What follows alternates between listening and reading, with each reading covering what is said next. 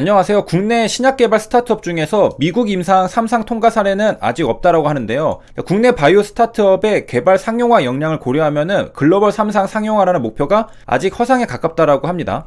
그리고 FDA 승인을 받는다고 해도 상용화라는 또 다른 난관을 넘어야 한다고 하는데, 이것은 판매를 위한 것이죠. 미국 등 해외 의료기관들이 신약을 사용하게 하기 위해서는 의료인들을 설득할 수 있는 마케팅 능력과 네트워크를 갖춰야 한다고 하는데, 이것은 신약 승인과 또 별개로 마케팅 능력이라고 볼 수 있겠습니다. 그렇기 때문에 IT 산업이랑 좀 다르게 글로벌 업체랑 협력하지 않으면은 제품 개발과 상용화 자체가 어렵다라는 게 바이오업계 관계자들의 설명이라고 합니다.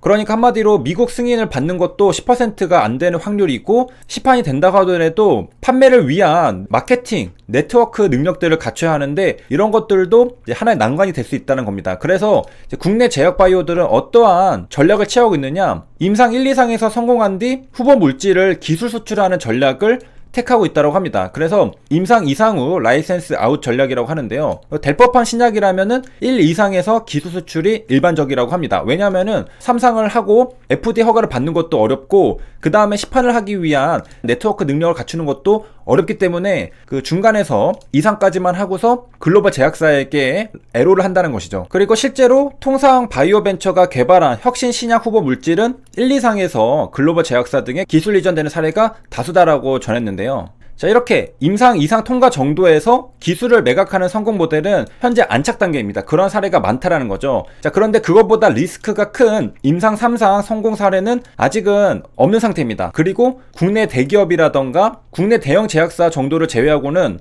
스타트업 수준에서는 아직 없다라는 건데, 대한민국은 이제 시작하는 단계이기 때문에 아직은 임상 3상 단계에서 성공하거나 실패할 경우에 어떻게 수습할 건지에 대한 일종의 프랙티스도 존재하지 않는다고 합니다. 그래서 이런 것들 때문에 또 문제가 발생했다라는 것도 있죠. 성공 발표, 실패 발표, 회사에서 어떻게 할 것이냐. 이쯤에서 생각을 해봐야 되는 게, 임상 3상에서 결국 시판까지 가는 게 어렵기 때문에 이상 후 라이센스 아웃 전략만 취하게 된다면은 국내 제약사가 할 수 있는 것은 별로 없습니다. 그래서 하청업체처럼 디스커버리 단계에서 신약의 효능을 입증하고서 글로벌 제약사에게 넘기면은 결국 마지막 열매, 과실을 다 가져가는 것은 글로벌 제약사거든요. 그래서 끝까지 완주할 수 있느냐, 아니면은 그 중간 단계에서 리스크를 최소화하기 위해서 로열티 정도를 받고서 넘기느냐, 자, 그 차이입니다. 우리가 임상 2상 후 에로를 할 경우에는 끝까지 완주하는 것에 비해서는 굉장히 리스크가 적죠. 일정 규모의 확정된 수익을 받을 수가 있겠습니다. 하지만은 이러한 전략들로만 가게 되면은 한국에서는 글로벌 신약개발 제약회사가 탄생할 수가 없습니다. 그 예로 길리어드 사이언스를 들 수가 있는데, 만약에 길리어드 사이언스가 타미플루 이런 것도 개발하면서 중간에 에로를 했다, 그리고 HIV 치료제도 개발하면서 에로를 했다, 그러면은 우리는 지금의 길리어드 사이언스를 기억할 수가 없을 겁니다. 다른 회사의 이름이 있겠죠?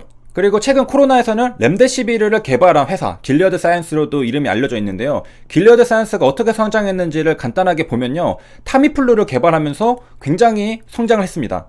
우리가 신종플루가 유행했을 때, 그때 기억이 나실지 모르겠는데 타미플루라는 것이 있었습니다. 지금은 이제 가벼운 독감 정도로 관리가 되는데, 신종플루로 인해서 사람들이 목숨이 위태로웠는데 타미플루가 나오면서 길리어드가 굉장히 성장할 수 있었습니다. 1987년에 얼마 안 됐습니다. 보통 글로벌 제약사들 경우에는 역사가 100년이 넘는 것도 많은데, 길리어드 사이언스는 지금 기준으로 보면은 거의 30년밖에 안 된 기업이거든요. 작은 벤처 회사로 시작을 했던 건데, 모기에 물려서 댕기열 바이러스에 감염이 됐는데 마땅한 치료제가 없다라는 말을 듣고서 충격을 받은 29세 의사가 시작을 한 건데, 직접 치료제를 개발을 하겠다고 나서고 27년 만에 매출이 28조 원 달하면서 세계 최대 10대 제약사에 진입했습니다. 30년 만에 10대 제약사로 올라오게 됐죠. 그리고 그 해에 155년 역사를 가진 제약사 화이자를 제치고서 미국 처방약 매출 1위 기업에 오르기도 했다. 그 외에도 여러가지 치료제 개발에 매달렸다. 간염 치료제도 개발을 하고 등등. 그래서 소수정예를 표방하고 1인당 매출은 제약업계에서 압도적 1위다. 약품 생산의 3분의 2를 외주로 돌리고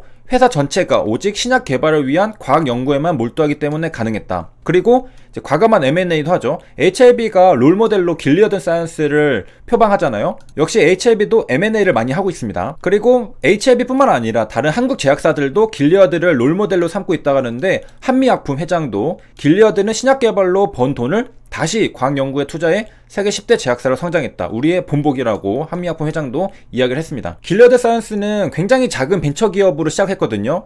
자, 그런데 임상 3상까지 가고 시판을 하는 데까지 굉장히 어렵다라고 해서 이상우 라이선스 전략을 취했다면은 지금의 길리어드 사이언스는 나올 수가 없었을 겁니다.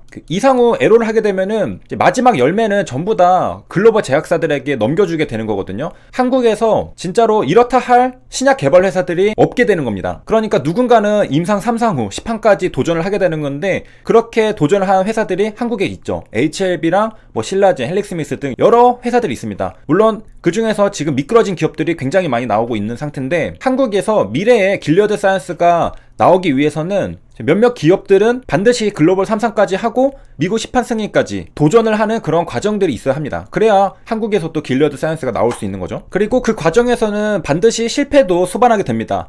그래서 이제 한 바이오 업체 대무 담당 임원이 개발에 순항할 때는 큰 문제가 없지만 필연적으로 맞이하게 되는 개발 실패나 지연 등의 상황에 대처할 역량을 갖췄느냐가 문제다라고 했는데요. 자, 여기에서 어떻게 대처를 할 수 있어야 되느냐? 특히 개발이 제대로 진행되지 않았을 때 다른 신약으로 선회하거나 아니면 인수합병 등으로 기업을 정리해야 하는데 국내 여건상 되지 않는 경우가 상당수다라고 했습니다. HLB는 원 프로덕트 리스크라고 해서 혹시나 리버세라닙이 OS가 통계적으로 유의미성을 확보하지 못했기 때문에 혹시나 안 될 수도 있기 때문에 원 프로덕트 리스크를 해소하기 위해서 지금 다른 신약들도 LI를 했고 이뮤노믹은 인수도 했습니다. 그래서 M&A도 하고 파이프라인도 확보하고 여러 가지 작업들을 하고 있는데, 이런 것들도 파이프라인이 굉장히 가치가 있고 플러스 리버세라닙이 시판 승인이 되면은 다수의 파이프라인을 가진 제약사로 성장을 할 수가 있습니다. 자, 이런 점에서 다른 국내 신약 개발 스타트업들에 비해서 HLB가 잘하고 있는 부분이라고 볼 수 있는 것이고요. 그러니까 만일에 대비하는 것들도 다 갖춰져 있다.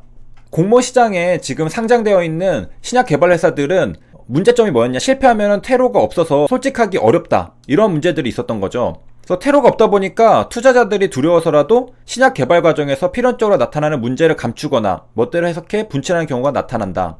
그래서 시가총액이 많으면은 수조 원에 달하기 때문에 실패를 인정하게 되면은 증시 투자자들의 반발과 저항이 굉장히 거세기 때문에 견디기 어렵다. 그래서 한 증권사 바이오 담당 애널리스트는 투자자들에게 거짓말을 유도하는 구조가 만들어지는 셈이다. 그리고 어떠한 재무 담당 임원은 성난 투자자들을 상대하는 게 두렵기까지 하다. 자, 그럼에도 HLB는 627 때 OS가 통계적 유의미성이 확보 안 됐다는 것을 솔직하게 밝혔고, 그리고 다른 파이프라인들도 확보를 하고 인수합병 등을 통해서 리스크들을 굉장히 많이 줄인 상태입니다. HLB가 다른 기업들이랑 차별화되는 것들이 이런 부분들이 또 있을 수 있겠고요. 그리고 업계 최고 CRO에게 맡기는 것들, 그리고 사실상 미국 법인들이 개발을 하고 있거든요. 그리고 이제 자본력이 없는 국내 순수 바이오 스타트업이 1상부터 3상까지 해낸다는 주장은 막연한 허상에 가깝다고 하는데, HLB는 유상증자를 통해서 3천억 원, 그러니까 자본을 굉장히 많이 끌어당겼고 그것으로 신약 개발을 이어갈 수 있게 됐고요. 그리고 한 펀드 운영력이 말하는데, 글로벌 3상 성공 가능성만을 내세우는 기업의 경우 역설적으로 글로벌 제약사와 협업은 거의 이루어지지 않는 곳이 많다라고 했습니다. 그래서 스타트업에 가까운 업체가 글로벌 3상을 내세우면 도리어 기술 경쟁력이 낮다고 볼 여지도 충분하다, 이렇게 말했는데요.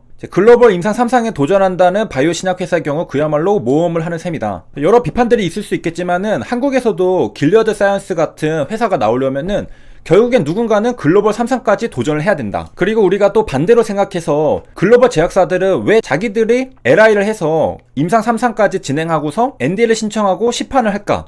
그런 것도 한번 생각을 해볼 필요가 있겠습니다. 선진국들은 자기들이 애로하기보다는 파이프라인을 확보해서 개발을 하잖아요, 직접. 그런 이유도 생각을 해볼 수가 있겠습니다. 과연 임상 2상 후에 애로를 하는 것이 유리하기만 한 것일까? 왜 글로벌 제약사들은 그것을 LI 해가지고 자기들이 개발할까? 이런 것도 생각을 해봐야 되겠습니다. 여기까지 시청해주셔서 감사합니다.